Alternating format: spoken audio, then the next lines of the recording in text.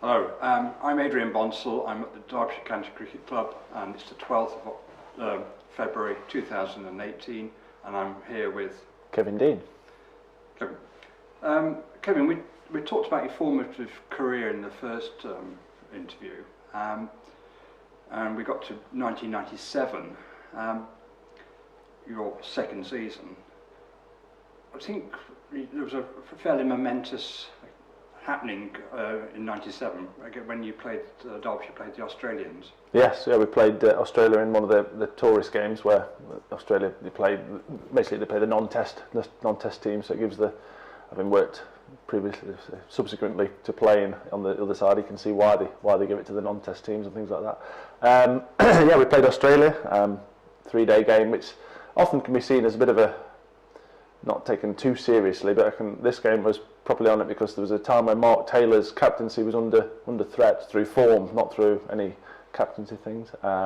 We got an Australian captain in Dean Jones who was keen as anything to beat them. We'd picked as pretty much as stronger team as we could put out. They played a man called Shane Warne, who's probably everybody's heard of. He played in that game coming back from injury, and I think bar Steve Waugh and Glenn McGrath, it was their team for the summer. So it was the end of May, I think we played, and they batted first and got excuse me 300 and something like that, and we matched them, and then they matched us again and declared for us to chase 303 or 306, something like that, in 2 sessions, and we kept up with the rate. We kept going well. Chris Adams was given out LBW, having hit it to the boundary for 4 off Shane Warne. He'd gone back to a flipper and just managed to clip it off his legs, but Van Bernolder gave him out, and he, I'd say, disintegrated the advertising boards. But yeah, they're certainly fine for doing so afterwards. But you could understand why. And it boiled down to us. Shane Warne was bowling. He got 7 wickets. I think we needed 11 off 9 balls. I think it was. So what do you do when you're facing the world's premier leg spinner? Just close your eyes and carry it over mid-wicket first ball. That's what you do. So did that first ball. I remember sort of nervously retaking guard, and Ian Healy said, "Is that your top score, mate?" Like that. So, I think I went to sweep the next ball, missed it, and then managed to get a single off the last ball. And then came to the last over. It was Brendan Julian was bowling. I thought, probably going to bounce me here because I just can't play the hook shot. I can fend it off or whatever like that. So I was kept sort of hanging back a little bit, but he pitched it up and I hit it straight to mid-off. I just hit and run, just ran. And it was one of their better fielders, Greg Blewett was the fielder. Shied at the bowler's end, and I've subsequently watched the footage, and I'm at least 5 yards short. Luckily he missed, but also luckily there was nobody backing up.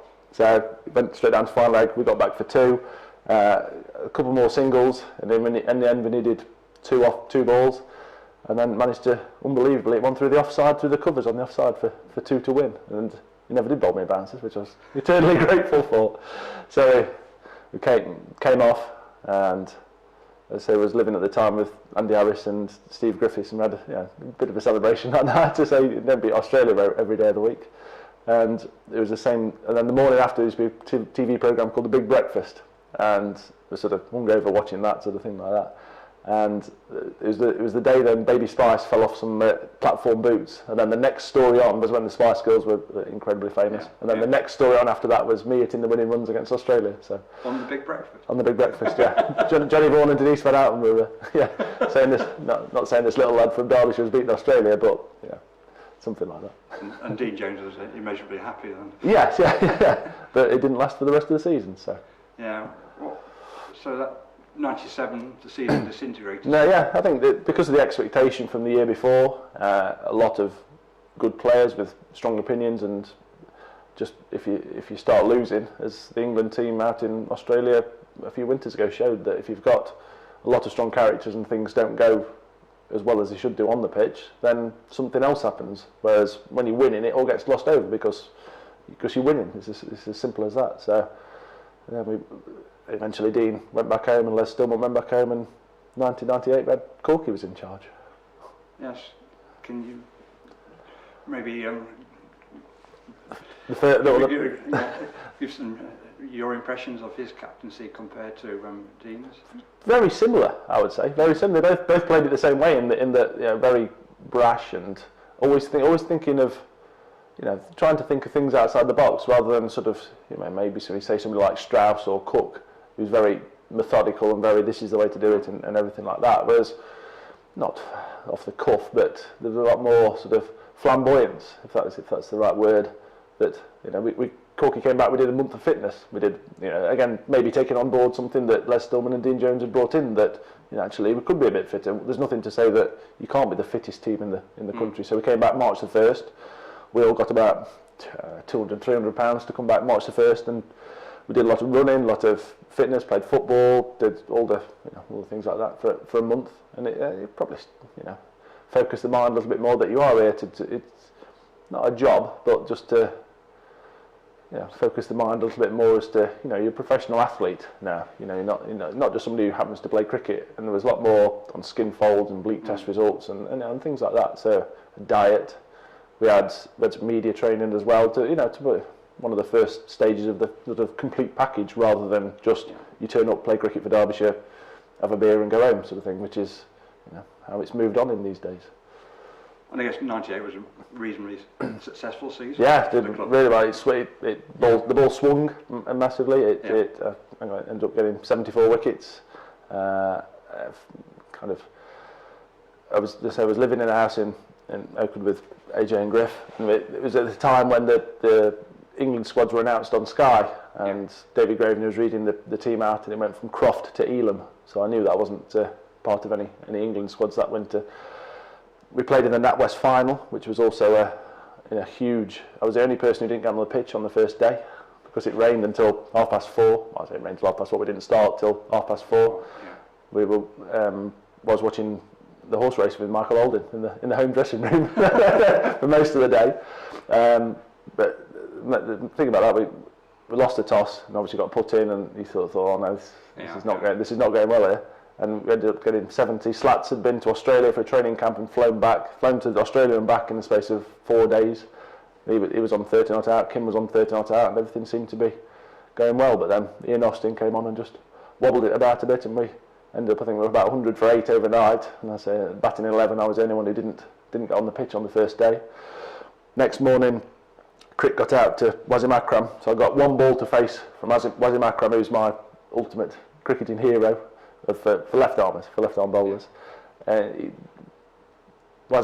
I wouldn't say running in because he didn't really run in, Wasim, he just sort of ambled in and then got it down there. Running in from Lords with the pavilion behind him, hit me flush on the toe, first ball.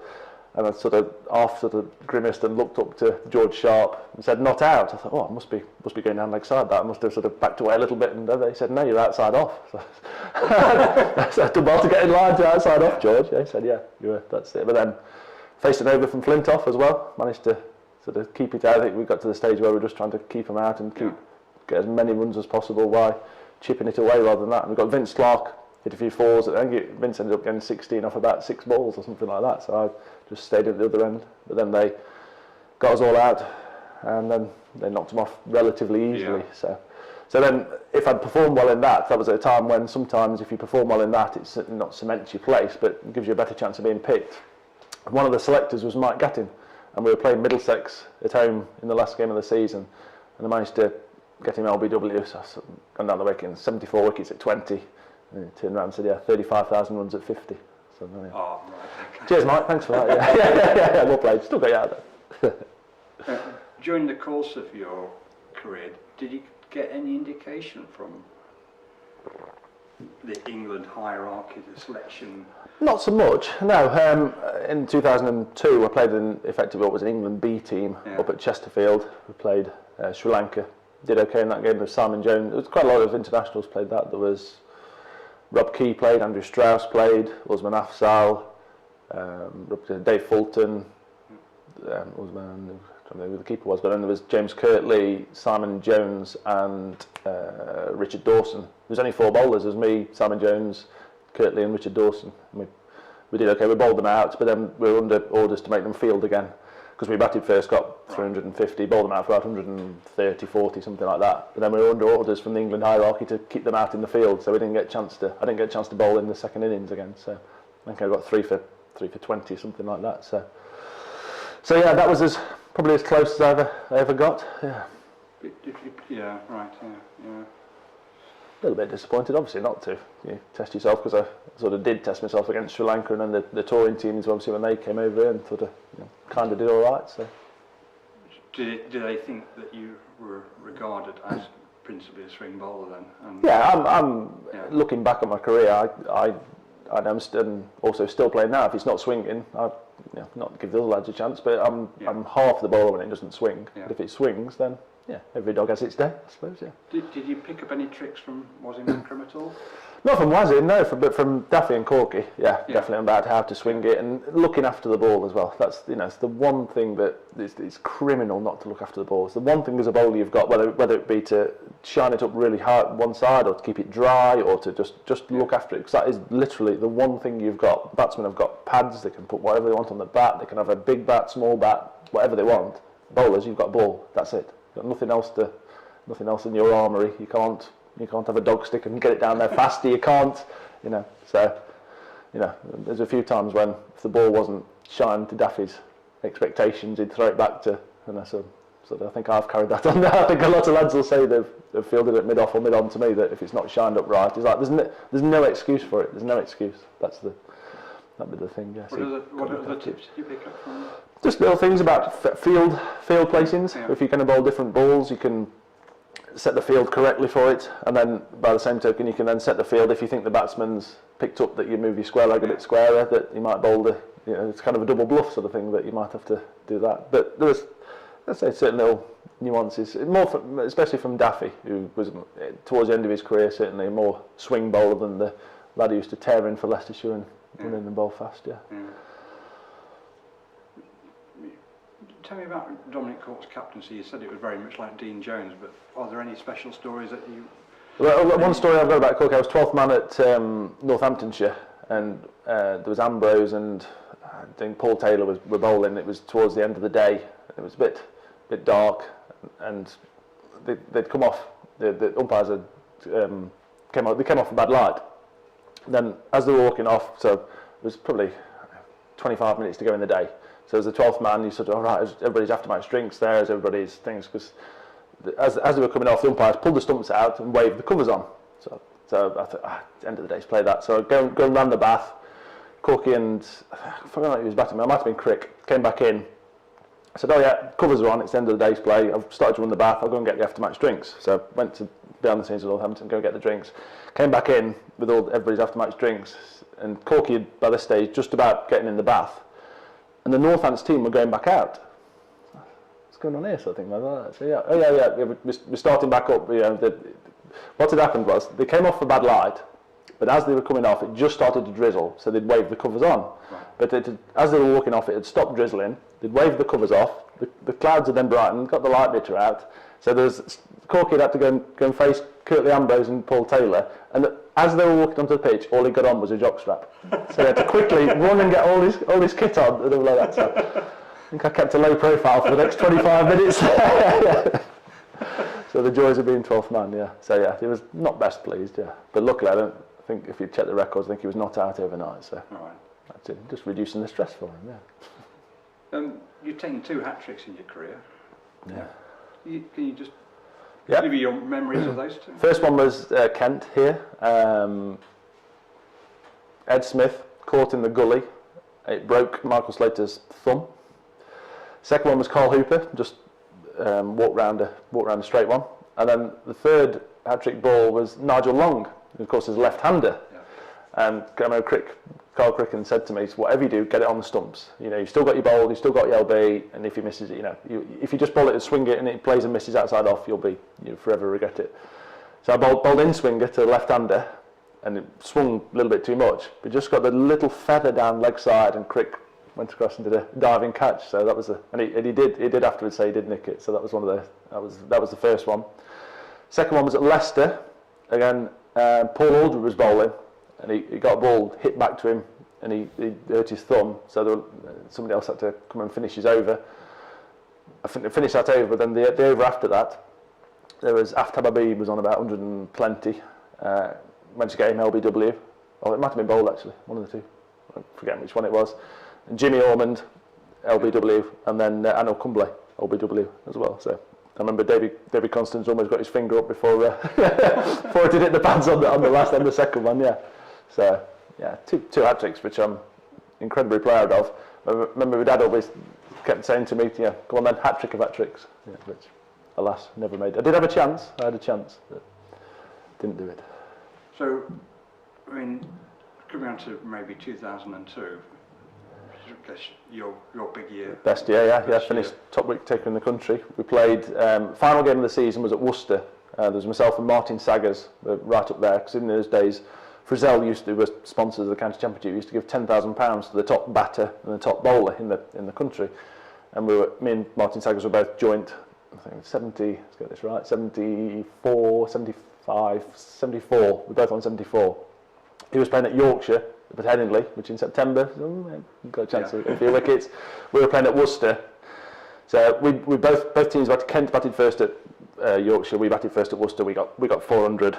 So second day, we bowled Worcester out. I got 4 wickets. Came back in those days. What used to go in, went into the bar at Worcester, looked up at the teletext, saw that Yorkshire had been bowled out for not many, and Saggers had got 5, and they'd followed on and he got another 2. So I was like, no. So third day, we batted again, got 400, set them 400 to win. Saggers ended up with 8 in the match, which meant that I had to get 4 to tie and 5 to win in Worcester's final innings. So it's the last day of the season, there's relatively nothing on the game.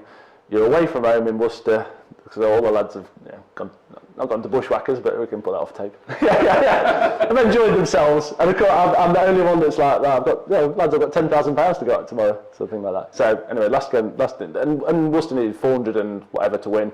Hick had broken his thumb. It was like, right, go on then, there's Deanie, go on then, have a bowl, sort of thing. And got 4 wickets, finished joint top, and there were still 8 down, and there was Matt Mason was basically slogging it everywhere, and I've forgotten who else was in with him at the time. And we've got a lad called Andrew Gate, who's enjoyed himself the night before. And Matt Mason just clipped it, had a short mid wicket, just clipped it straight to short mid wicket, got his hands around it, and just hit the end tips of his fingers and dropped it to the floor like that. So that's cost me £10,000. That was oh, sorry, mate, sorry. Like that. So we changed him with Dom Hewson.